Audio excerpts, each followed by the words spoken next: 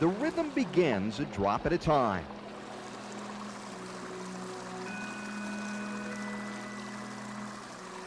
Trickles of water tune up for the show.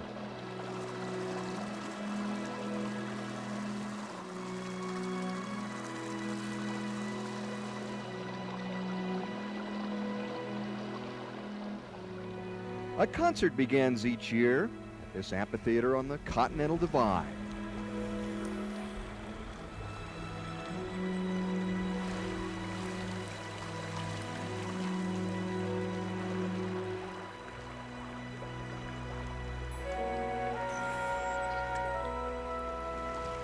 The composition gains momentum with the sound of rushing water.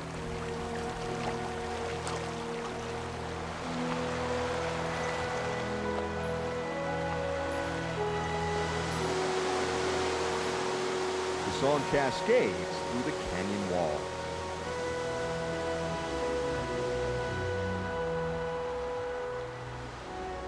The Colorado River serves 18 million people as it sings its way on a 1,400-mile journey to the sea.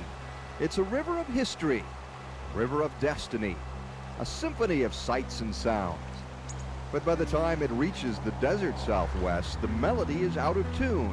The sour note has been gaining volume for many miles and many years. The Colorado River has become one of the nation's saltiest rivers. Homeowners, cities, and industries spend millions each year on water treatment, damaged plumbing, radiators, pumps, and water systems. But perhaps the biggest losses are in agriculture. Salinity causes in excess of $100 million in crop losses each year in the West. We spend an awful lot of money trying to control and maintain a salt balance. And we also lose opportunities because of salinity. In the Southwest, salt-free water is a rare and precious commodity. At the headwaters in the Rocky Mountains, water will have a salt concentration of 50 parts per million. By the time it reaches the Imperial Dam, the concentration increases to approximately 800 parts per million. These increased levels of salinity reduce crop production in the Imperial Valley of California. It also limits the type of crops that can be grown there. The salt also damages irrigation and drainage systems. Your vegetable crops and your fruit trees are among the classes of crops that are the most affected by salinity. Crops like lettuce and carrots, grapes, some of your deciduous fruit trees would be very sensitive to salts. Salts build up in the soil as the plants use the water. Of course, the salt doesn't evaporate. It isn't taken up by the plant and remains. Crops just don't grow in salt water. Losing the ability to grow high-value crops in Southern California would have a national impact. If we lose the crops or high-value agriculture, that means there'll be less supplies. And eventually, of course, there will be a price increase.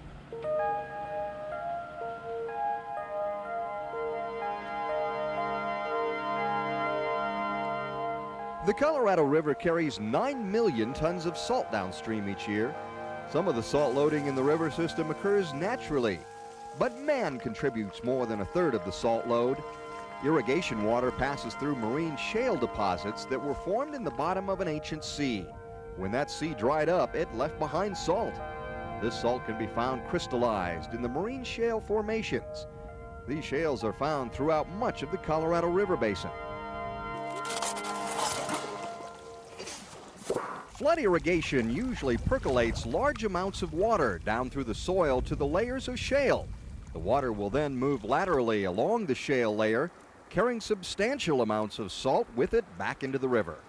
If we can keep that depercolation water at a minimum, we're going to decrease the groundwater flow back to the river, and that groundwater flow is what carries a tremendous amount of salt into the river from the irrigated cropland. In a dry year, the reduced snowpack and the evaporation of water in reservoirs will increase the concentration of salt.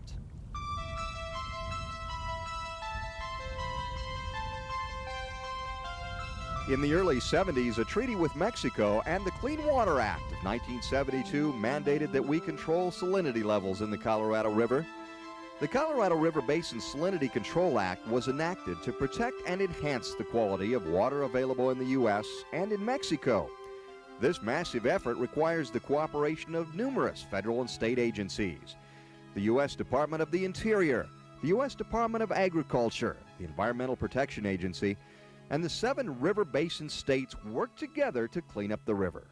Our job is to implement the projects that would help meet those standards in the Colorado River so that we can deliver water to Mexico that meets the requirements of the Mexican Treaty. In the 70s, the Interior Department took the lead role in efforts to reduce salinity. Salty irrigation water from the farmlands east of Yuma, Arizona began to drain into the Colorado River. An expensive desalting plant was built to help reduce salt loading in the river, but by the 80s it was clear that agriculture in the upper basin needed to play a larger role.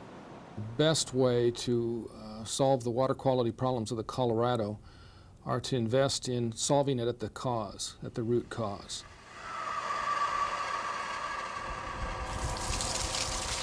The USDA began a voluntary program with cooperating farmers to reduce salt loading from irrigation. If you do a good job upstream and you get fairly good water at Imperial Dam, then the problem of honoring the Mexican commitment's not as great. This upstream preventative approach has proven very cost-effective.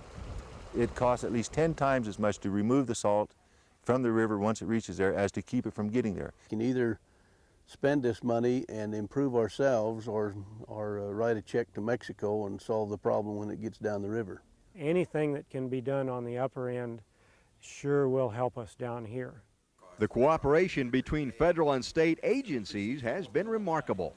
We've never controlled the salinity of a river, a major river in the history of mankind. That's a major technical problem. But I think it's a major political problem too, and I think one of the successes has been the willingness of a large federal team effort to come together. When a forum comes together and they put their forum hats on, you have an amazing amount of cooperation. The problem that we've had is we don't know there doesn't... Get a better salt savings with side roll sprinklers. Farmers also have been lining up to join in the fight against salinity. It seems like there's always more requests than there is money to go around. So we're at about $26 a ton, the cost of salt savings. The lower basin states get better quality water, and the upstream farmers get improved water management. The Salinity Control program shares the costs of irrigation improvements with the farmers. The Agricultural Stabilization and Conservation Service takes applications from farmers, prioritizes the applications according to greatest salt control, and then signs a contract with the selected farmers. On everything that's eligible, and if he does it according to the engineer's specs, we will cost share up to 70% of that cost to him. Most farmers could not afford the improvements without the cost sharing. We can't afford to do that on an individual basis because there's not enough economic benefit to us as a farmer to be able to spend the kind of money it takes to do it. The government is not going to get the improvements that we're seeing right here without the cost share dollars. It's simply not going to happen. The primary objective of the USDA Colorado River Salinity Control Program is to reduce salt loading to the river. Several agencies within the USDA work together to achieve this goal. SCS are the technical people. ASCS provide the funding and we provide the education to implement the projects. What we're trying to do is set up systems in order to keep the farmers from over-irrigating so that their deep perk is cut to a minimum. We have an informational role as one of our main emphasis. In other words, to promote the project itself, to let people know that it's there, what's available to them, to give them opportunities to be involved. Monitoring and evaluation by the Soil Conservation Service and research by the Agricultural Research Service also help the USDA accomplish its salt load reduction goal. The technicians and the engineers and the people that are working with this project are here to help educate us, and I needed all the help I could get.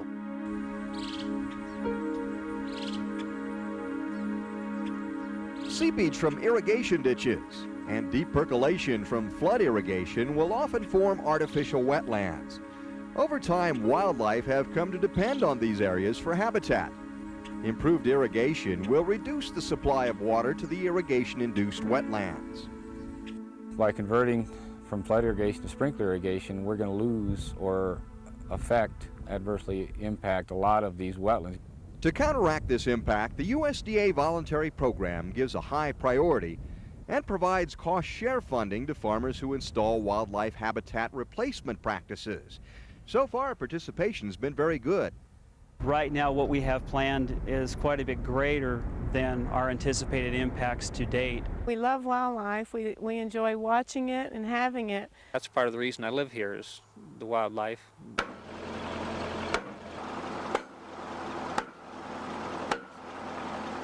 Steve Mines also manages one of the local irrigation pipe companies in the Farson, Wyoming area. He sees other benefits from all the irrigation improvements. There are 3 or 4 dealerships in the sprinkler business now. I don't know of any retail businesses that haven't expanded. For every dollar you give a farmer, it's been proven they'll turn it around 7 times. Construction of improved irrigation systems stabilizes crop production and revitalizes the rural economy of the Colorado River Basin. Our volume has pretty dramatically increased. It's probably tripled since 1986. Anytime you can get money moving in a community, it helps everybody. The USDA Salinity Control program began in 1979 in the Grand Valley and in 1980 in the Ute Basin. The early success of these projects led the USDA and the Forum to add 2 more projects in Colorado and 1 in Wyoming. The Grand Valley project on the Colorado River includes the irrigated farm area surrounding Grand Junction, Colorado. We're saving salt, preventing salt from going back into the river from our irrigated soils in this area, and we're showing benefits to the folks downstream. Joseph Hale uses a new surge system on his cornfields. Everybody has to do what he can to do his part. And this is our little small part in a big problem. Hale has seen his crops improve by using fertigation through his surge system. He applies liquid fertilizer to the crops, gaining greater efficiency and less tailwater runoff, with little or no contamination of nitrogen into the groundwater. Drip irrigation in vineyards greatly increases the efficient use of available water while reducing deep percolation. Microjet systems in orchards have shown similar success. Modern trash cleaners keep the water free of debris for more efficient use in various systems.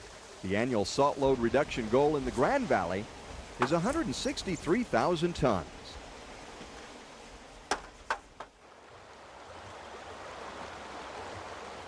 The Ute Basin Project is located in northeastern Utah. In this area, farmers are converting from inefficient flood irrigation to side roll sprinkler systems. I wouldn't go back to flood irrigation if it was the last resort. You can't save your water, you just can't manage it. You either water the field or you don't do anything to it. Formerly productive fields lost to saline soils serve as a graphic reminder of the damage salt can do to agriculture. Wildlife habitat installation has proven to be very successful here. The Ute Basin Project plans to reduce salt loading by 106,000 tons annually by the year 2010.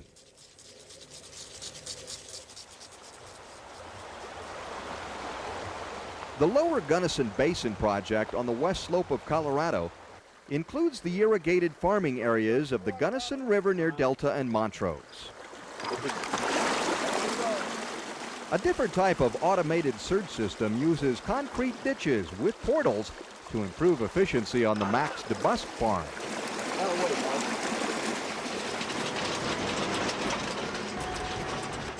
Leveling the land on a field helps the farmer irrigate more evenly.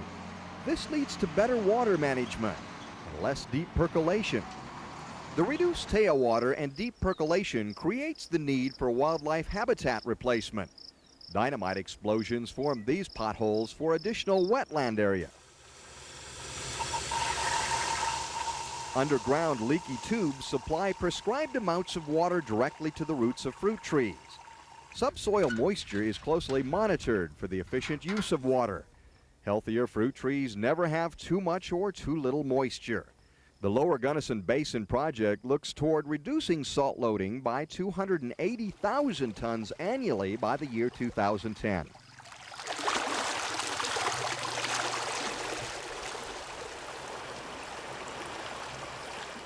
The McElmill Creek project takes in the irrigated farming area near Cortez, Colorado. Traditional flood irrigation was a management problem for David Fouts. This area right here at one time was real seepy. Yeah. I would be scared to even bring a tractor out on that. Now the grasses are starting to come back in, and the ground is starting to rejuvenate itself, and I think it's helped me a lot manage my water out through here. A high water table from too much flood irrigation brought salts to the surface. If you put too much down on this ground here, it'll just almost turn white on you. Side roll sprinklers are the most cost-effective improvement on this terrain. By using sprinkler systems, I think I'm not getting the runoff that probably some of the others are getting. McElmill Creek plans to reduce salt loading by 38,000 tons per year.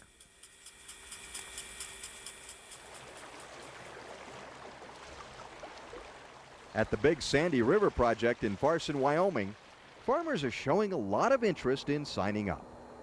It's really boomed in the last year.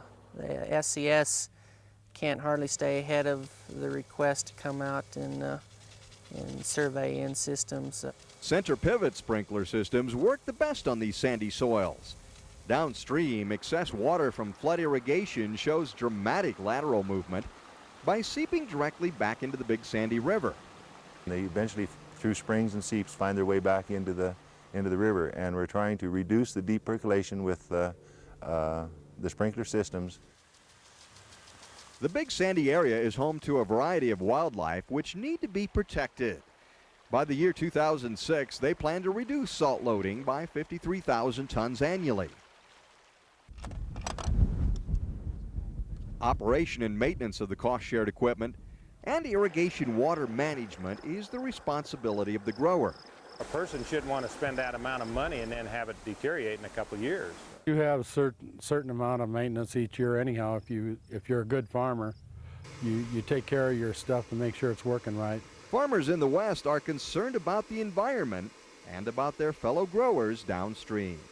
If we don't control the salinity movement of the salinity, well, we'll eventually destroy the environments below us. I would appreciate it if somebody would keep it off of me. We don't like to put salt in the river, and send it down to them. Well, I certainly wouldn't want to be on the bottom end of getting all that salt.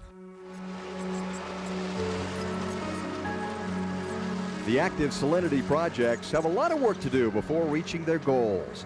New improvements in irrigation technology should lead to even further reduction of salt loading in the river basin.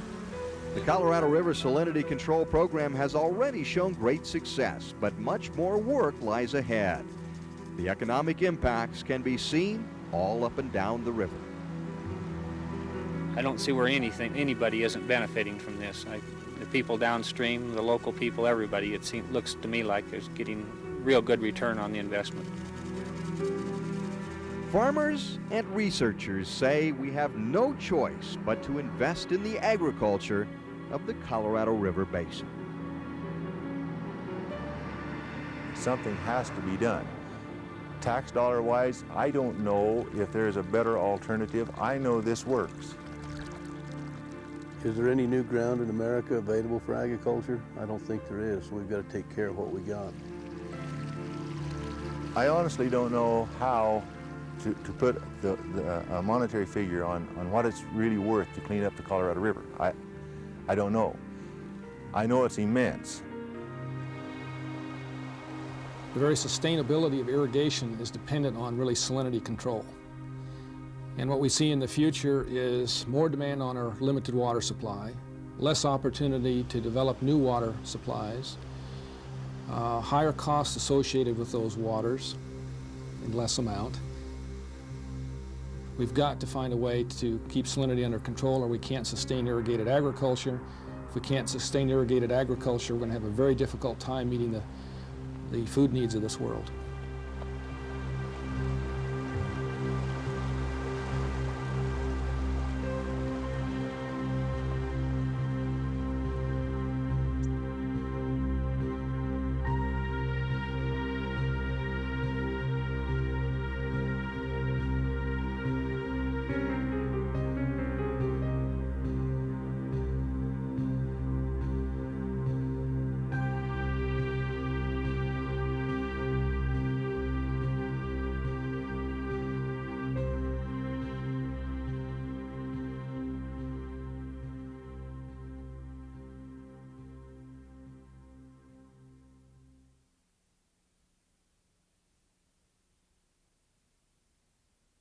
Especially the boosters, they're at every game.